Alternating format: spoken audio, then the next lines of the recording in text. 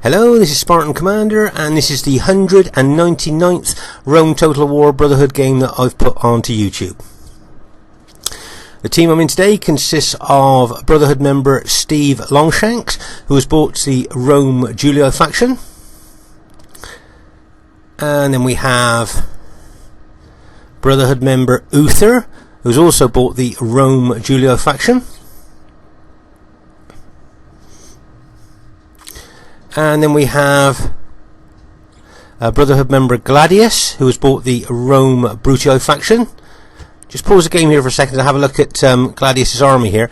If you notice, Gladius has bought 5 archer units here. Now this is unusual for Gladius to bring 5 archer units to 31k battlefield. But I think when you see the factions we're up against, you'll see probably why he's done it. And also, if you notice, he's only got 9 infantry as well. So it's an unusual build, if you like, for the 31k battlefield, so it'll be interesting to see how well it does during the course of the battle. And then our last teammate is myself, Spartan Commander, who has bought the Rome Scipio faction. So there's our team there. As you might notice, this battle is being fought on a desert map rather than the usual grasslands. Should be an interesting battle for you to watch. And here is the other team. We have Brotherhood member Killer, who has called himself Hawaiian Snow, but it is actually Brotherhood member Killer, and he has unusually bought the Egyptian faction. As you know, the Egypt faction gets a bonus on deserts, all its units do, so it'll be interesting to see what the makeup of his army is. As you can see, he's got the Pharaoh Bowman. I think pound for pound probably the best bowman in the game, and I see he's got 6 units of those archers. And I see he's got, I think, 2 chariot archers there. These are fast-moving units, and they can do a lot of damage. And you try chasing them with your heavy cavalry, and they always get away from your heavy cavalry, so it's best just to try and find other counters for them. And then you've got the Egyptian heavy chariots. Now, these chariots are pretty good. They've got good specifications, but the main thing is they don't run amok. Do you remember what we've talked about in other battle videos? Chariots that run amok are a menace to both friend and foe alike. So they don't do that. So that they're pretty good chariots. And then we have the Pharaoh Guards there. Pharaoh's Guards. They've got quite good specifications, and I noticed that he's bought the Desert Axemen there as well. If you notice their upgrades, can you see they've got 9 banners above each one of those units? So those units are fully upgraded. So it'll be interesting to see how well those Desert Axemen do. So all in all, that's a pretty good Egyptian army there. And remember, in the desert, all those units get a bonus as well. And their next teammate is Brotherhood member Conan, as you all know, the co-founder of the Brotherhood clan. If you notice, he's got an interesting formation there and an interesting army. If you notice in the front there, he's got kind of an eagle unit, legionary first cohort unit, kind of bridging between those 2 urban units on either side. Interesting formation. And if you notice, he has bought 5 archer units as well. So an interesting formation, an interesting army build there. And then we have Greek Cleomenes, who has bought the Macedon faction. As you know, the Greeks are extremely good with pike factions, and whenever you see a Greek clans member with a pike faction, you know you're always in for a challenge. The Macedon companion cavalry here, or the winged horsemen, as you can see, they've kind of got wings on their helmets. These cavalry are extremely good. They've got a big charge and a pretty tough cavalry. So unusual not to bring archers there, but it looks like a pretty good Macedon army to me. And then we have another Greeks member, Greek Nicanor, who has bought the Seleucid faction there. Remember what we've talked about in other videos there, about those Seleucid cataphract tank cavalry, the kind of tanks of the ancient world, because of the amount of armor they've got on. If you notice, they got 7 upgrades on, so that's a stripe, gold shield, gold attack. And these cavalry are really tough, and as we've said in the past, they can be battle-changing cavalry. Also, in his army, he's got the Silver Shield Legionnaires there. They look a little bit like urban cohorts. They throw pilers, but their specifications are not as good as the Roman urban cohorts. And then he goes on to the Silver Shield Pikemen there. these are pretty good troops, and if you notice how long those pikes are, that's why we've often said Rome generals don't like fighting pikes head on, because of the length of those pikes there. So there's the enemy team. Looks pretty good to me. Should be a great one for you to watch. At this very early stage of the battle, as you can see, we're still forming up here. Can you see that Killer has sent his chariot archer units across there, knowing that as my units are running to form up, that he's probably going to get a good chance of shooting into the rear of my units. But as we know in RTW, the flank and the rear are the weakest part of any unit, and bringing his archers, his chariot archers across like that, he knows he's going to get some casualties out of my army there.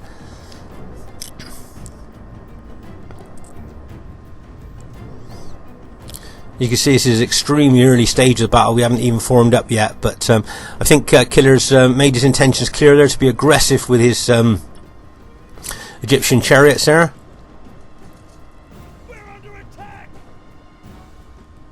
I notice he's backed up that that chariot archer there with a heavy chariot unit at the back there, just in case we try to do any cavalry attack, anything like that. I should imagine that that heavy chariot would probably get involved as well there.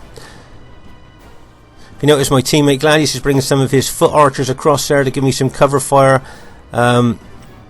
against those Egyptian chariot archers there. Because obviously if I move my infantry over towards my allies there, then obviously I'll be showing the rear or flank to those chariot archers, and that would lead me to incur even more casualties there. So a nice little tactical move there by Gladius, a nice bit of teamwork, bringing these archers across there to cover my movement. Remember, new players watching this, team battles are just that. You play as a team, you win as a team. If you try and, no matter how good you are as an individual player, and you might win on your part of the battlefield, if you don't help your teammates, they may lose, and then you might end up losing the battle completely there. So as I say, nice little move there by Gladius, bringing his archers across there. Notice he's firing fire arrows onto those chariots, because he knows that panics them, and might even make them rout. Right, you see now moving my Scipio army, and Gladius is moving his Brutii army over to our right here. Steve Longshanks right over on our right flank there, has been very aggressive with his Julii army there. You see how he's trying to outflank the enemy Macedon pikemen there. I think Steve's got something like either 16 or 17 infantry units there, so I think it's like about 17 infantry units there that he's moving over there to try and as I say, outflank the Macedon general there. But the thing is now, Steve is so far over to that right, if he's not careful, I should imagine veterans watching this will probably understand what I'm saying here. If he's not careful, he could get a little bit isolated over there on that right flank. If you notice that Egypt, the enemy Egyptian army, is moving over to the right. If you notice the Seleucid tank cavalry are moving over to the right. And if you notice the Macedon general now is not retreating, but actually coming at Steve. Probably with a view to try and pin Steve's units while the enemy cavalry and chariots get round his flank. But if you notice here, Steve, using his years of experience, has spotted that danger. And rather than stand there to be pinned by the pikemen, he's moving his infantry back, giving the rest of the team time to get over to give him a bit of support. Nice move there by Steve, and also full credit to the enemy team there. A nice tactical move there with the possible pinning with the pike units and bringing the cavalry and chariots over to Steve's flank. I think that Seleucid cavalry is thinking about taking out that lonely Julii unit there, but just at the last moment decide they won't do that. So you see Steve got right over onto that right flank there, but he pulled back so he wouldn't get pinned. Okay, let's take stock of the situation. As I said, Steve's right over on the right flank facing the Macedon army there. You can see Uther is advancing towards the enemy Seleucid army there. And both myself and Gladius are moving over from the left flank over to the centre on the right there. Remember that Roman troops running in the desert is kind of like an anti-bonus for them. Because they're in heavy armour, you'll find that Roman troops get extremely tired very easily running in the desert. So it is kind of like if you like, an anti-bonus against Rome when you fight on a desert map. And as I say, the Egyptian faction, they get has got a desert bonus. So be interesting to see how well that Egyptian faction does. I say it's unusual to bring Egypt to the 31k battlefield, a standard Egyptian army anyway. You often see people bring the skirmish army, you know, with like 12 or 14 pharaoh bowmen and 6 well-upped chariots. But to see like if you like a standard Egyptian army is unusual on the 31k battlefield these days. So as I said, it should be interesting to see how well it does. If you notice here on the left, I'm moving my Scipio army over. Still keeping on the left, but moving over to the centre area.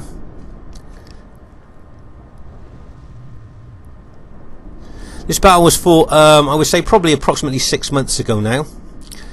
As you see here, me moving over to the centre from the left. If you notice that Conan's SBQR army is kind of showing its flank to me at the moment. Now, if Gladius hits Conan hard and tries to pin him, then maybe I could do a flanking action onto Conan's army. Or maybe that was the thinking at the time. Let's say 6 months ago. I can't really remember the tactical strategy that we were trying out at the time there. But whatever happens, can you see Conan's probably spotted the danger there and has moved his army back anyway.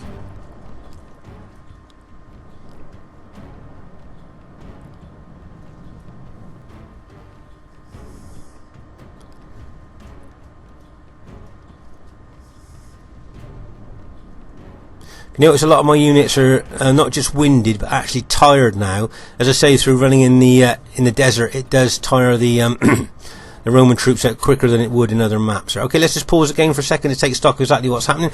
But you can see I'm moving my Scipio army forward because in front of me all I've got is Egypt and cavalry units. So I guess what I'm thinking here is if I keep pushing forward on the left there, then the opposition doesn't look that strong. And as long as my allies keep pressure on the rest of the enemy team, kind of keeping them busy, then I may well be able to push left and maybe even get in behind the enemy team there. As you can see here, Uther is Julii army attacking the Seleucid army there. And meanwhile, over on our right here, you can see Steve is still in combat with the enemy Macedon force there. You notice he's got a couple of his units in Testudo, a couple of his forward units in Testudo. As we said in other battle videos, that's a pretty good formation to put your forward units in when you're being attacked by pikemen. So say there's a general view of the battlefield as it stands at the moment. Be interesting to see what happens next.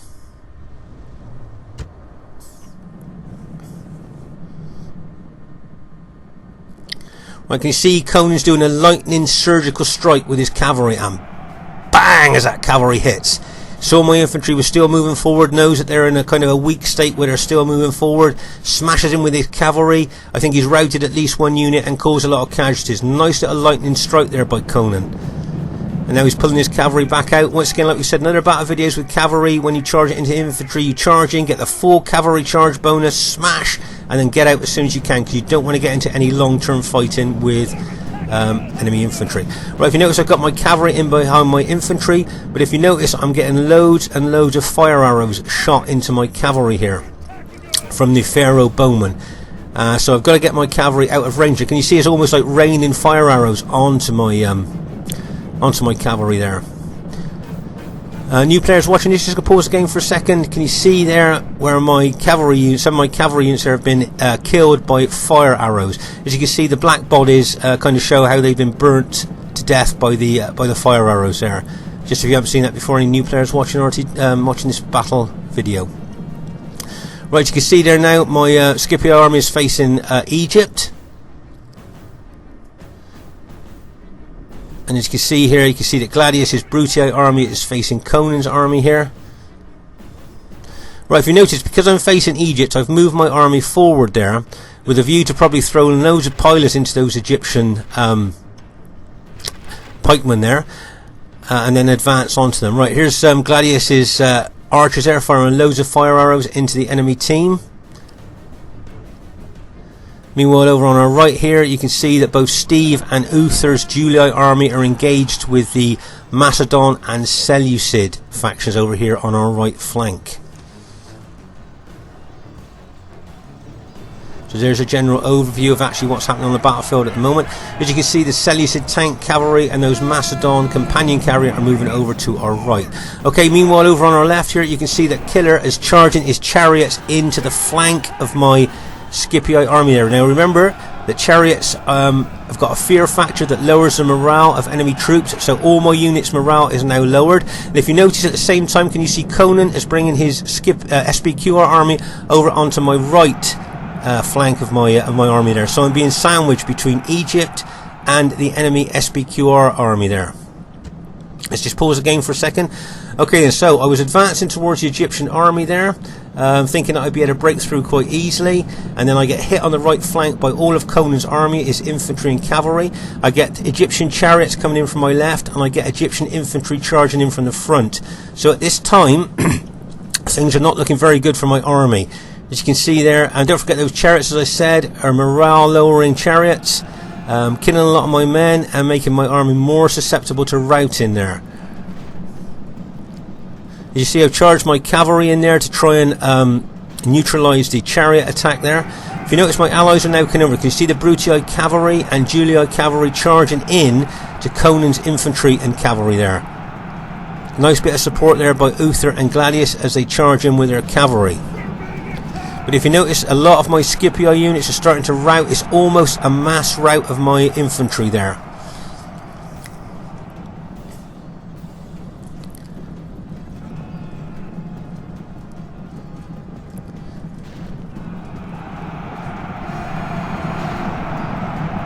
But as I said, nice support there by Gladius and Uther, sent their cavalry over, and now we've kind of sandwiched Uther's army there between Gladius and Uther's cavalry and my infantry there. I can't believe that some of my units have still managed to hold there after that massive attack by the enemy. But as I said, nice support work there by my allies.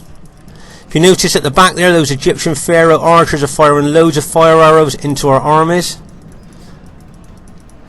But also, if you notice, a lot of Conan's SPQR units are starting to right. Let's just pause the game to take stock of exactly what's happened here. As you can see, Conan's army now is starting to rout. A lot of his SPQR units are routing there, thanks to my ally support coming in there. So really well done to them. And over on our right flank here, you can see that the Seleucid army. Can you see how those units have suffered massive casualties, probably from pilot fire, a combination of pilot fire and arrow fire there. If you notice over on our right here, you can still see that Steve is in combat with the Macedon faction, but if you notice that the companion Macedon cavalry and the Seleucid tank cavalry have come over to the right and would probably like to get in behind him and attack his engaged units there. So things not looking very good over on our left, and over on our right is still up in the air to see exactly what's going to happen here. As you can see here, Gladius's archers. Remember, we looked at his 5 units at the beginning and said it was an unusual army build there. But I think those archers are coming into their own now with the amount of support fire that are given to our armies there.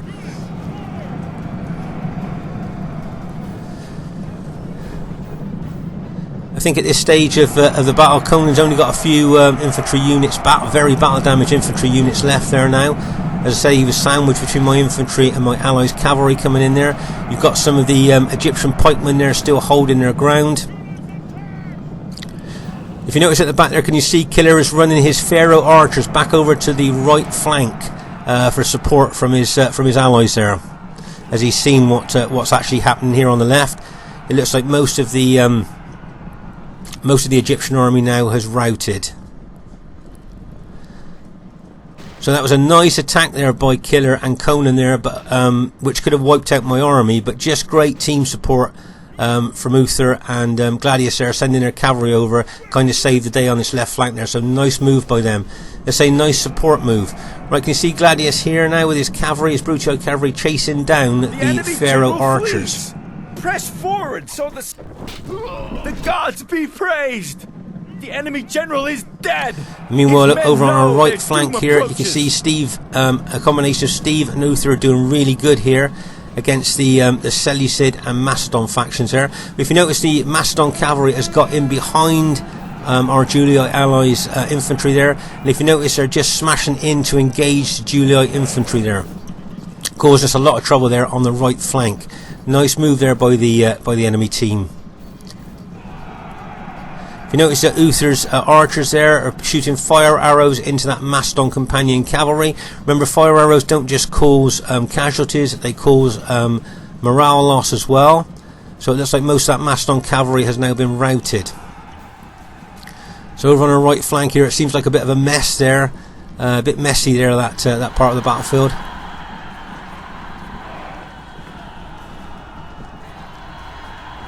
If you notice now that both the Uther, Gladius and myself are bringing our infantry over from that left flank now over to this right flank here to help take on the Macedon and the Seleucid, the enemy factions there. It wouldn't surprise me if the Macedon and Seleucid pikemen start to form some kind of defensive formation there. As I said, you can see here, just pause the game for a second, you can see us taking our tired battle damaged units over to this right flank here to try and take on the enemy Macedon and Seleucid pikemen there. As you can see, Uther's still got some cavalry, very battle damaged cavalry units out there, and he's got a lot of units in contact with the enemy as well at this time. So there's a general view of the battlefield as it stands at this time. So I think the archers have actually come into their own there with the amount of support fire they've been giving everybody's armies there. As I said, it would surprise me if the Seleucid pike and Macedon pike units went into some kind of defensive formation here.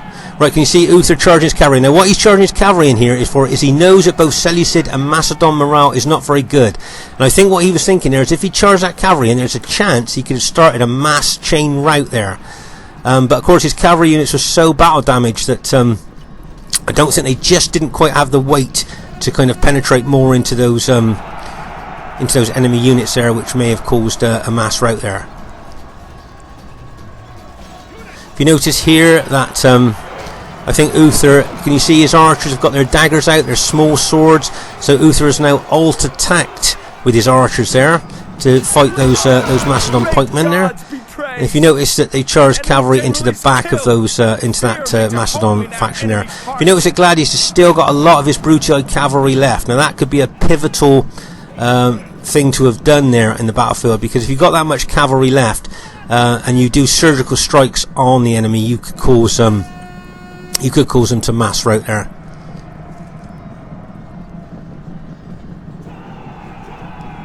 You can see a lot of the enemy units are starting to rout now on that side. Of course, they're knowing that they're surrounded now. As I say, the Macedon and Seleucid morale is not very good anyway, but knowing that they're surrounded, their morale will drop even more. Okay, let's just pause the game for a second to take stock of exactly what's happened here. As you can see here, looking at the enemy formation, they have formed into, if you like, a small defensive box there. But as I say, most of those units are battle damaged, the same as ours. And as I say, I think our troops' morale is better in general than the Macedon and Seleucid morale. So my guess is that the more we pressurise those pike units, the more their morale is going to drop, and we could see something like a chain rout. If you notice how long those Seleucid pikes are, that's why I said Roman generals don't usually like taking those pikes head on, because it's a long way to fight down those pikes to kill the men on the other end. But in this situation where they've formed a box, that's the only thing we can basically do.